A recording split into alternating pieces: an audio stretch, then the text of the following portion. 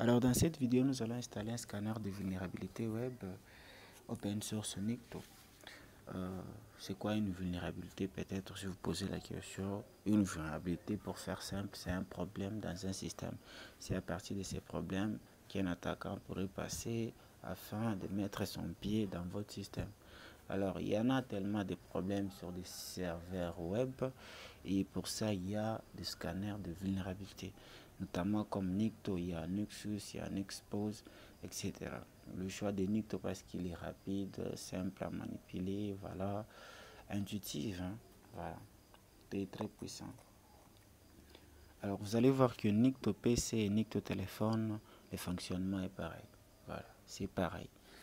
Avant de commencer son installation, il faut mettre à jour les dépôts et l'ensemble de votre Terminix et après installer quelques outils, les récupérer, les git cloner sur GitHub et puis l'exécuter. Donc c'est un peu comme ça. Mais il est tout à fait possible aussi de passer directement à son installation, mais ça ne passe pas. Il faut posséder les liens du dépôt, les dépôts. Donc d'autres personnes pourront tenter de faire ça. Nikto install apt install Nikto, ça passe pas, ça passe pas. Donc ici vous n'avez pas le choix par de passer sur GitHub, récupérer Nikto exécutable sur Terminix. Donc vous allez faire ceci. Premièrement, mettre à jour le lien, donc apt update, voilà. Non, qu'est-ce que j'ai fait? C'est update. On met à jour le dépôt, voilà, tout à fait. Après vous faites apt upgrade, on met à jour l'ensemble les applications sur Terminix, etc. Voilà, moi j'ai déjà fait, je ne peux pas refaire encore une fois. Et après vous allez installer Perl, apt install Perl. Perl, c'est un programme qui va exécuter un fichier écrit, qui va exécuter le fichier Nikto. Donc Nikto version Terminix est écrit en Perl. Perl, c'est un langage de programmation. Du coup, c'est Perl qu'on va installer. Là, c'est un interpréteur. Donc, une application qui va interpréter ces fichiers-là au niveau de mon processeur. Donc, ça marche un peu comme ça. Il faut comprendre ça comme ça. Alors, j'ai déjà Perl et après, vous pouvez faire install git Perl. Je l'ai déjà. Donc, vous pouvez essayer avec cela, mais je l'ai déjà. Et si tout est bon, vous allez directement git cloner. Hein.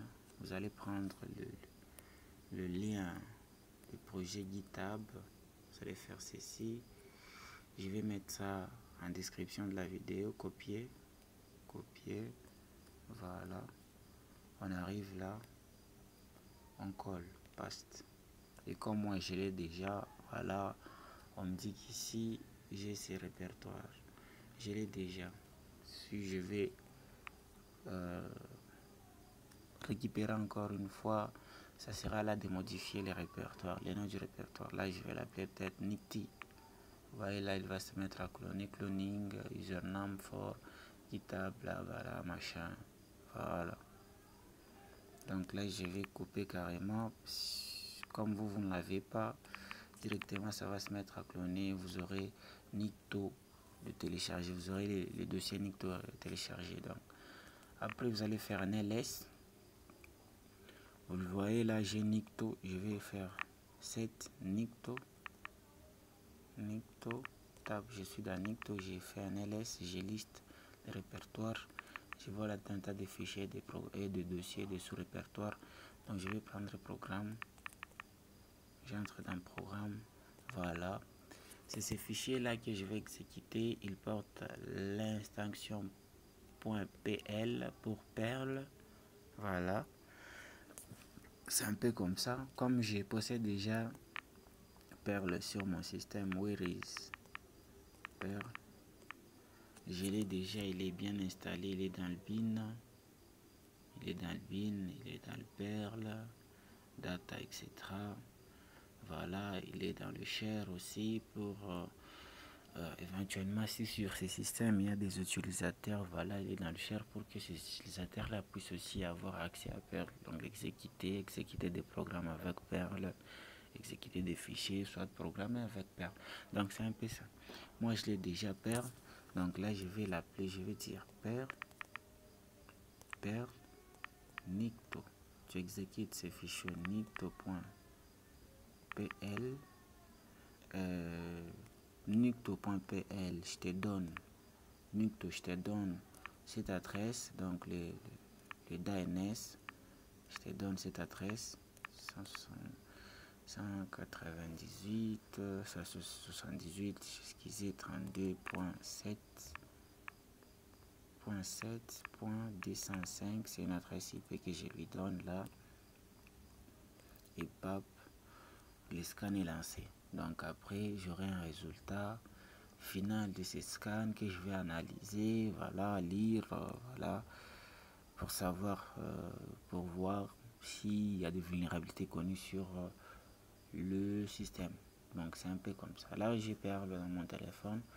Par contre, là, le seul moyen de l'exécuter, c'est en appelant Perl, le fichier nicto.pl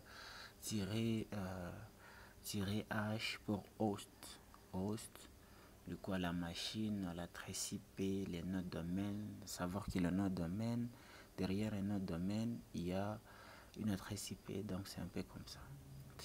C'est un peu ça.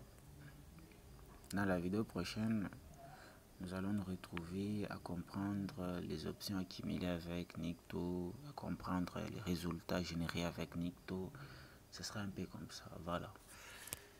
C'est ça.